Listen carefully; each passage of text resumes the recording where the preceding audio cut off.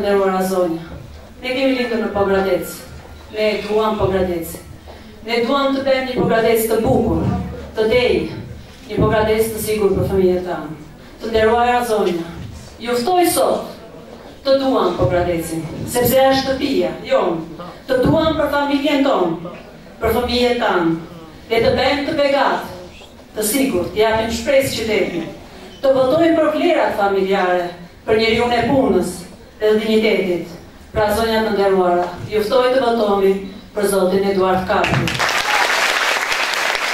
Por duhet të dini një gjë, në qoftë se Edi është vetvetja, pas Edit nuk fshihet askush. Ai vetë zot.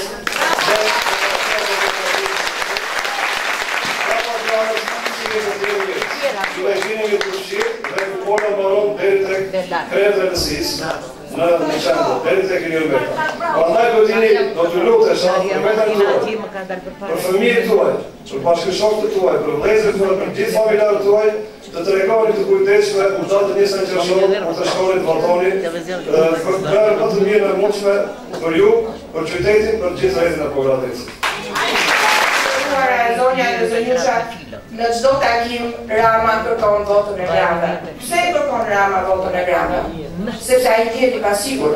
Ai e di që nuk e ka votën e grave.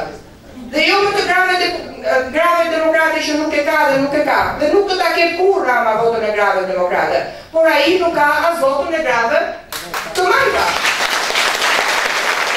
Ndaj ai në çdo takim kërkon votën e grave. Në ndaj unë sot jam më e sigurt se kur që juve, gratë, vajzat, dhe jo vetëm demokratë, por të gjitha partive politike, do votoni alternativën e djathtë, do votoni alternativën për punë dhe për dignitet.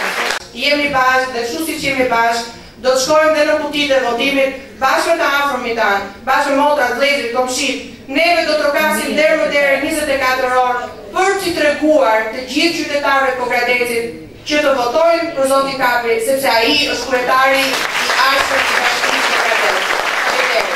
Zonja, gratë dhe vajzat të Pogradecit. Takimin e parë kemi në tematik në lidhje me këtë fushat elektorale, filloj me ju dhe sigurisht që nuk është një gjë rastësishme, por është një gjë thellësisht e natyrshme.